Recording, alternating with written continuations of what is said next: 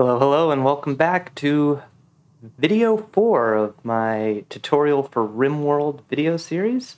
Thank you for the comments and the reception of my first week of videos. It's greatly appreciated, and it's nice that these videos are helping some people and giving some good tips to some players and interesting perspective players as well.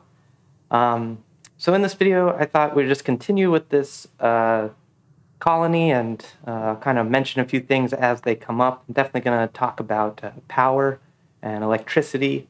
Also going to talk about maybe some of the controls down here. I've made a few references to a few of these toggles, but some of these give you really good, useful information that you can utilize to better plan or think about your colony layout.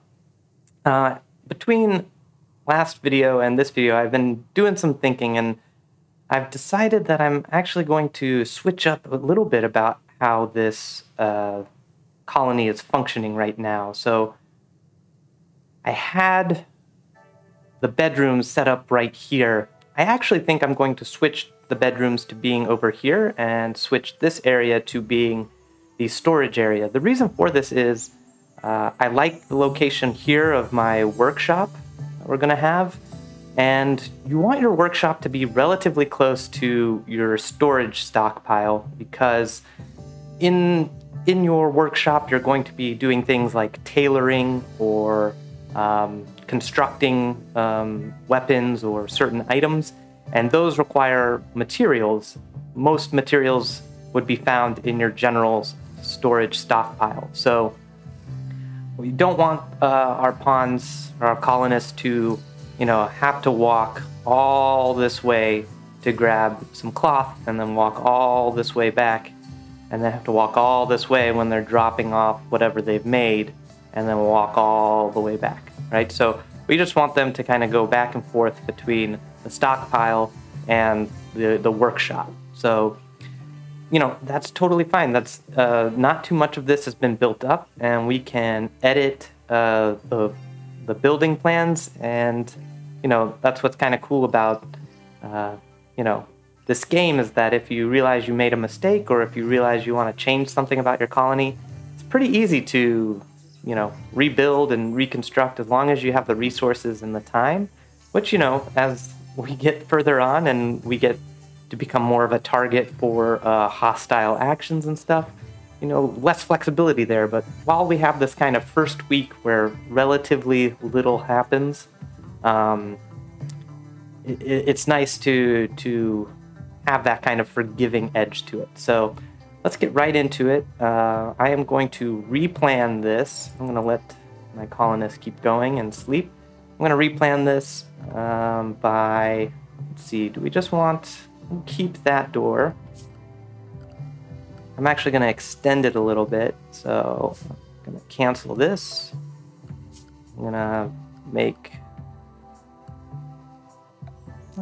structure, wooden wall. I'm going to just make it a little bit bigger. I'm actually going to keep that door, go over that door. Do not need these inner dividers anymore. And we're going to just deconstruct that. When you deconstruct a wall, or let's say a door or something, you get some of the resources back. So, it's not the worst thing in the world to deconstruct. You definitely lose some. I think, it takes 5 wood to make a wall, and you'll get about 3 or 4 wood back. It might be dependent on the person's construction skill, how efficient they are at deconstructing and stuff like that. And again, we are going to not prioritize this. We're actually going to prioritize doing these, but I'm going to have to change it up a bit. Do not want there to be doors here. Cancel that. Cancel these doors. I'm going to turn them into just walls for right now. 1, 2, 3. Make a wall. 1, 2, 3, make a wall. And I like to link my bedrooms together because it also makes it easier to manage the heat or the temperature in the rooms. So always what I do as well, and this is good to do when you're planning out rooms, is I go over here to temperature and I make a vent. It only takes 30 steel, which, you know, is a lot right now because we don't have too much steel, but I make a vent in connecting the rooms, so that way if I put a heater or a cooler in this room, that hot air will disperse amongst these rooms, so it's easier to keep all of the rooms under the same temperature. And that's a big reason why a lot of people choose to link all their rooms together, as it makes heating the room that much easier. But for now, not going to worry about linking all of our rooms together, but I am going to link the bedrooms together so it's easier to heat. So we'll make sure that they focus on that primarily. We have quite a bit of wood, so they should have enough wood for that. And again, ooh, I'm also going to make another door over here. Okay. All right, let's keep going. We also noticed at the end of last video that Inessa now has 4 in construction. So that allows her to make some electronic equipment. So if you wanted to make a power source, you would, go to Architect and you go to Power. And from the start, there are 3 forms of power generation that you can make for free if you're doing the crash landed scenario. A wood-fired generator, which I usually don't use. I might use for this playthrough, but that would just, you just need to constantly refill it with wood, and it provides a consistent power source.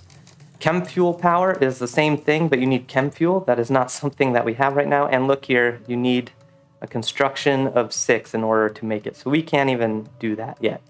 And then a wind turbine. This is usually the power source that I do, not only because I like that it is kind of a clean energy, but also because there's ways you can stack a wind turbine and combine it with, let's say, a solar panel or a growing zone to make a really efficient use of space.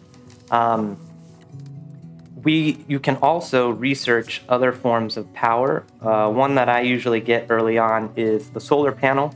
And then much later on, it's really good to get geothermal power. When you get geothermal power, you can make geothermal plants around these vents, these steam geysers, and it creates a whole bunch of power. So that's not usually used until mid to late game when you have a lot of electronic sources and electronic power being used by all of your equipment. So for right now, I think I would make a wind turbine. Now, the one thing about a wind turbine is based off the wind, so it is an inconsistent power source, meaning that sometimes it will not be turning and won't give you any power, and sometimes it will be turning a whole bunch and you'll have all this excess power that you're not using up. So when you have a wind turbine, it's always good to also have a few batteries. It's good to have batteries around anyway because they store power, so if your generators break or you don't have a power source anymore, they provide at least a temporary stopgap for to still get power while you make corrections or fix whatever needs fixing.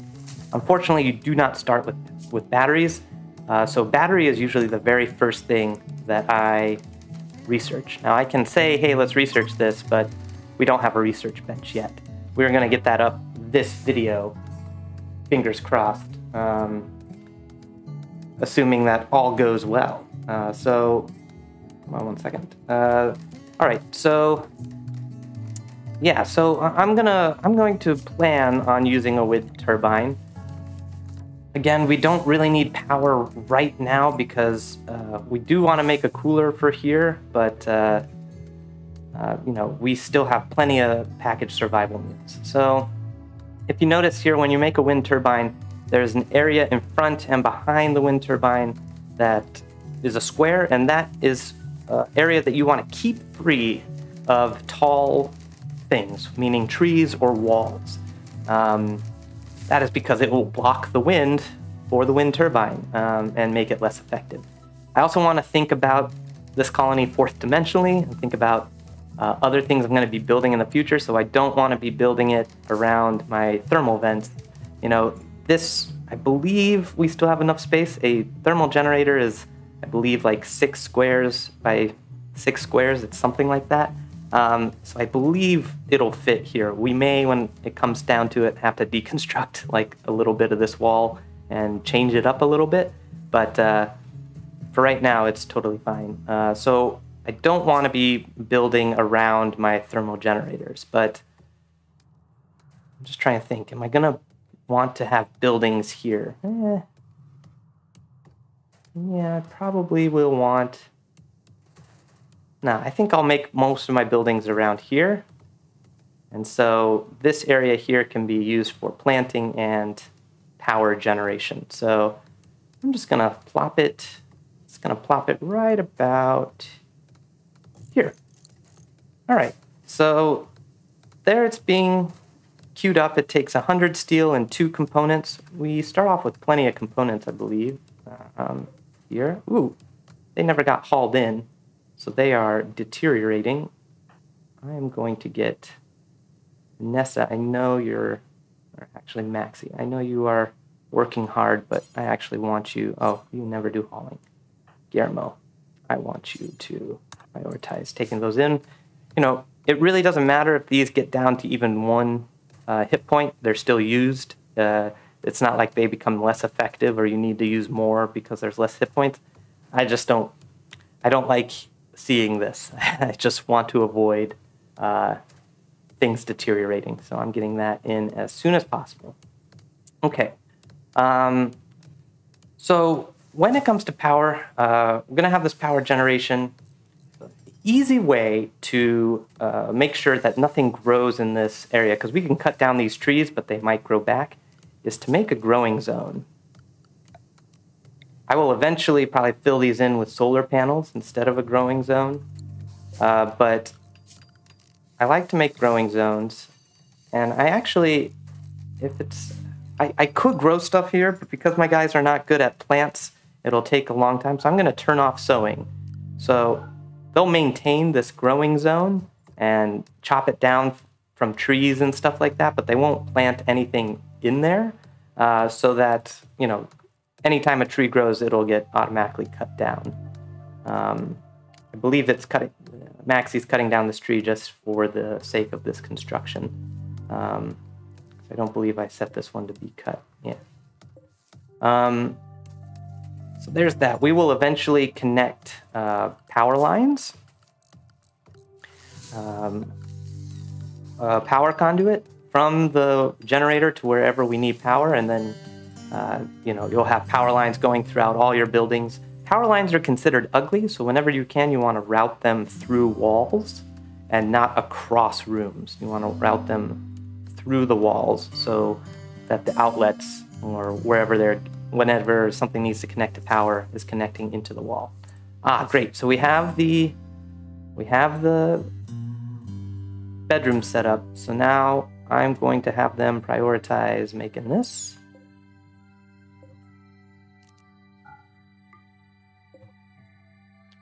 And we're going to move these beds into these rooms.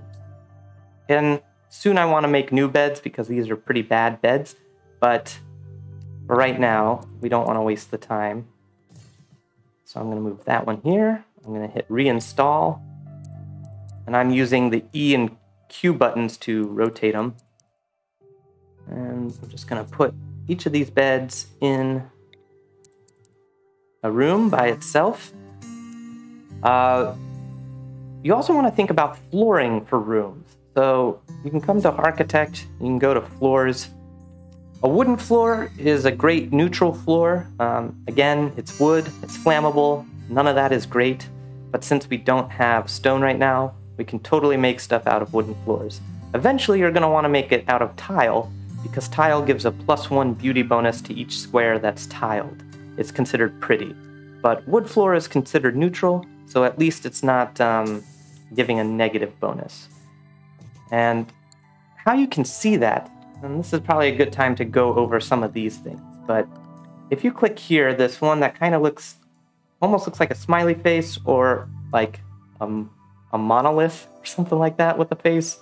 If you hit here, this shows the beauty, and so it kind of shows in an area what your beauty is. I'm not sure why it's... here we go. So when you're going into a room, it'll show you each of the tiles and what kind of things are affecting the beauty. So because we don't have a floored floor right now, everything is a -1. Here, there's a -16, probably because there's dirt or vomit or something there that's causing a big bonus, or a big debuff. Here, there's a +3 because there's flowers, and flowers are considered pretty.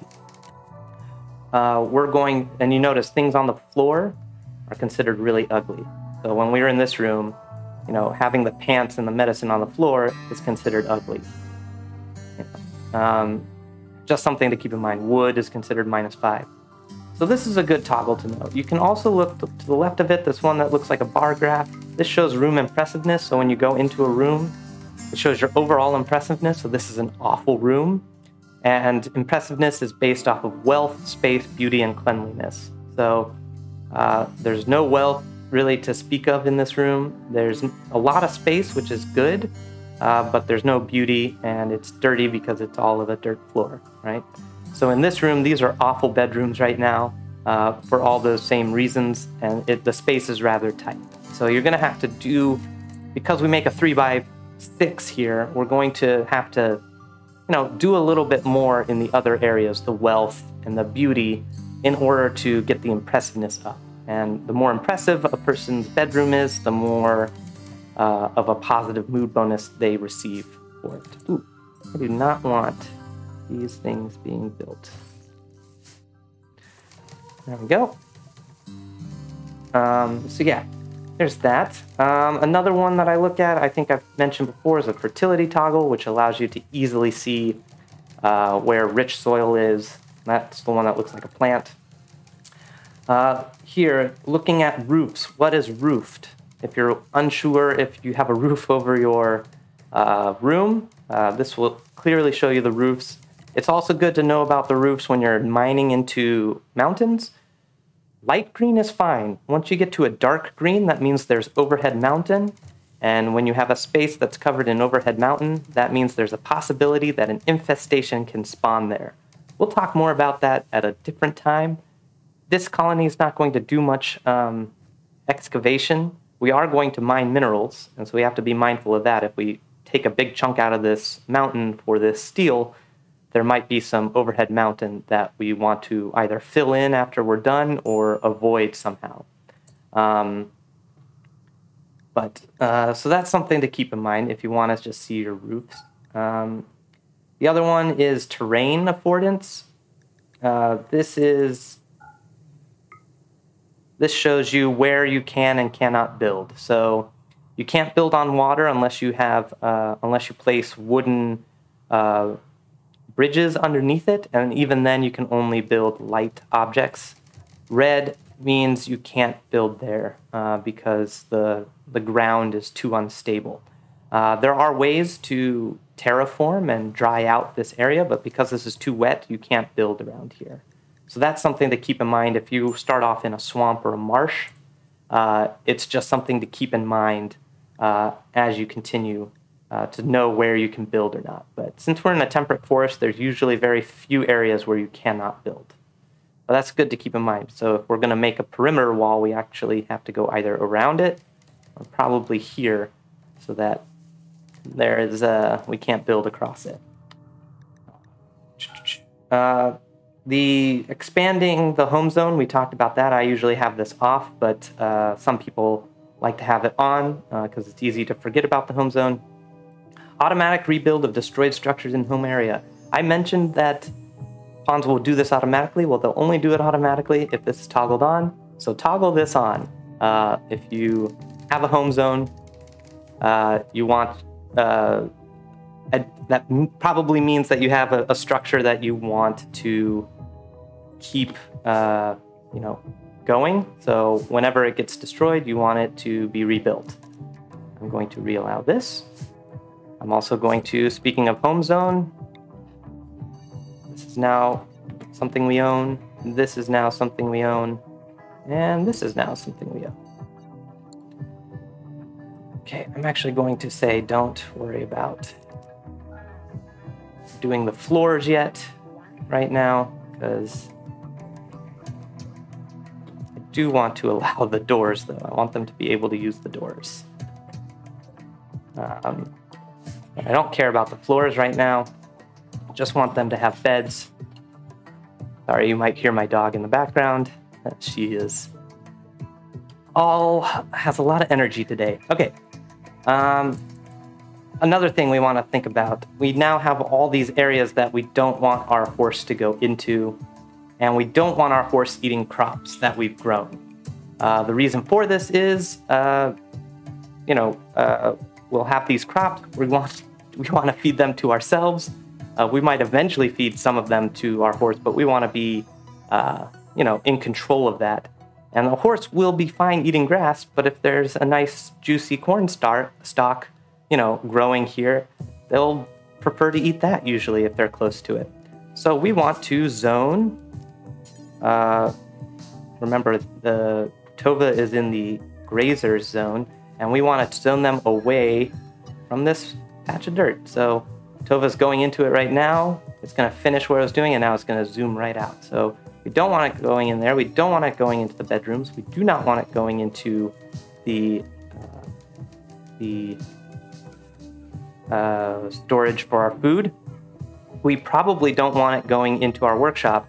We do not mind it going into our item storage. The reason for that is a horse can haul, and if a horse is hauling, one of the things that's good to haul is materials and stuff that we've cut and made, and so it can haul a whole bunch of that stuff into this area. So we're actually going to allow our animal to go into that area. Looks like we need more. We need more wood. Yes, we need more wood. So we need to set more trees to be chopped down. Let's do around here. Let's do around there. And we definitely want all these trees to be chopped down. I'm actually going to cancel that. Oops. I wish there was an undo button. There probably is a mod for that. Door.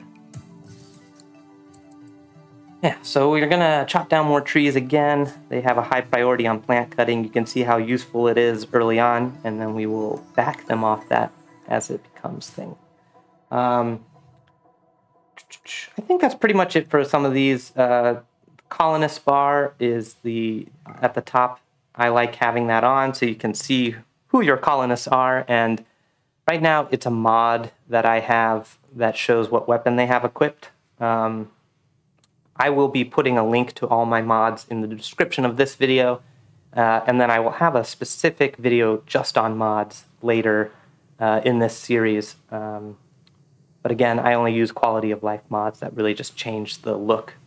This minimap is actually a mod. The vanilla game does not come with this minimap, but almost everyone I know who plays this game uses the Dubs Mint minimap because it is very, very helpful to understand what's going on in and around your colony.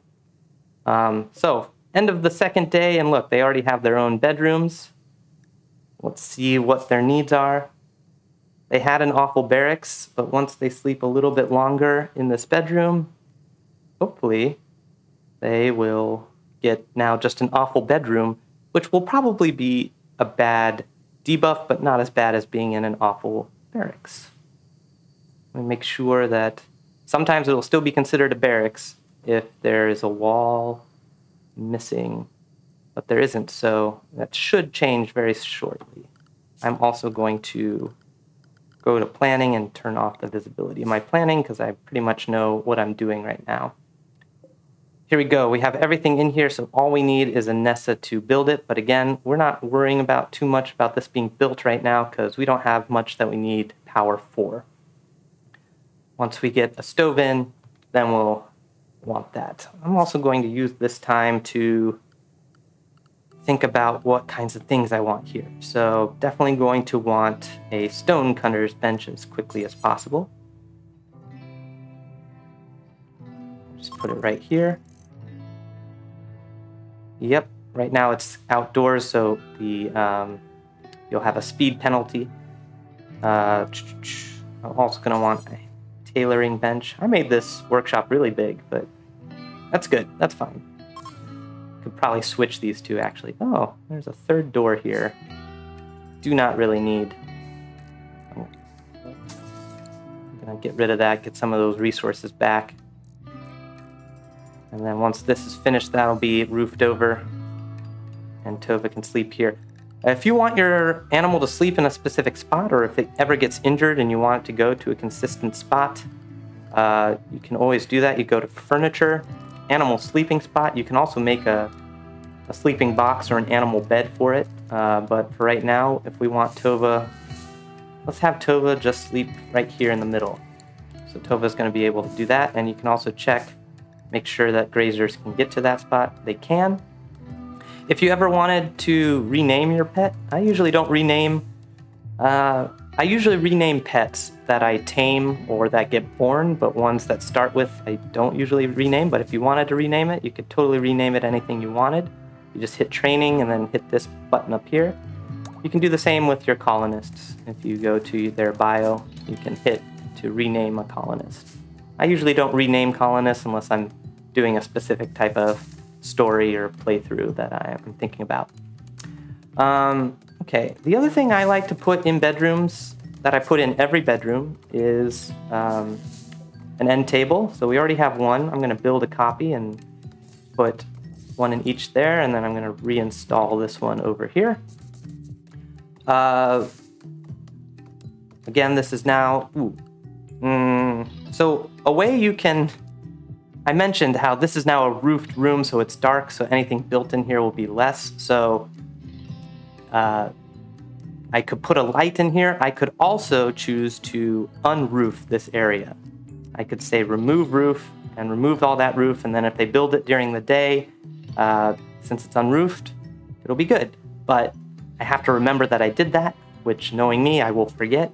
And then by the time they go to bed, they'll be in an outdoor space, basically, because it is unroofed, and they'll get a debuff for that. So I don't usually do that. What I usually end up doing is building things like in my workshop, because my workshop is usually really well lit and has a lot of space, and I'll build things in my workshop and then reinstall them in a room, so that I don't have to constantly worry about lighting. Because honestly, in a bedroom, you do not need a light source. So if I were to put a light source in here, it would only be temporary.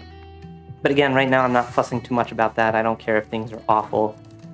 We're living on the rim, and it's just a hard life here. So, you know, that's just the way things go. Okay. Again, sometimes these require a certain amount of skill even to build. So it doesn't look like there's any skill required in that one or that one. So they can build those easily. We're gonna skip right to a fueled stove or an electric stove and a butchery table. But if you were doing a tribal start or a start that didn't give you that affordance to do that, you can always just make a production. You can always make a butcher spot, a crafting spot, which will do very minor crafting. You can craft like simple weapons and stuff like that. And you can make, if you go to temperature, you can make a campfire. Campfire is actually a starting, you can make cooking on a campfire. It just provides a lot of heat, so you don't want to do it indoors unless you're on a cold biome. And then if you're cooking outdoors, there's a lot more likelihood of food poisoning because it's dirty, and it will be slower because your pawn is outside doing stuff outside. Okay, so Maxi is now idle. That might be because we've run out of things to chop. I want to make sure that these guys are cut down because we don't want... see, our windmill is up and running, and it's being blocked by those two trees, it's telling us. But it's creating energy, but it's not going anywhere. So we're going to go to power and do power conduit. I'm going to move that around my growing and here into my workshop or my freezer. Definitely going to want power there. I don't really need power right now in my bedrooms. I will once I want a cooler and a heater in there, but doesn't really matter too much. I am going to eventually want power in here. And I'm going to want, as soon as possible, power in here. Now, again, I don't usually like to have a single line because if this gets broken like here, then everything loses power. So I like to have redundancies. I like to have loops in almost all my things. But right now we're resource strapped. I'm just trying to get things to where I need them as quickly as possible, right? So we're not really fussing about that. There's the ideal, and then there's what you can actually do. Okay, looks like all those things were built. Oh, the other thing I build in bedrooms is a dresser. A dresser also adds to the comfort of a room, and it also adds to the wealth and beauty, especially if they're made, if you make a quality dresser. None of us are going to make a quality dresser because no one has construction. But that's just the way things are. All right, well, I think I'll leave it there. I hope this was an informative video, and join us next time as we continue to build up. I'll talk about production. Now that we have some production up, we'll talk about setting bills, setting things to be done, and how you can start being really productive with your time. I'm actually at the very end. I'm going to also do a research bench. I'll do a research bench right here.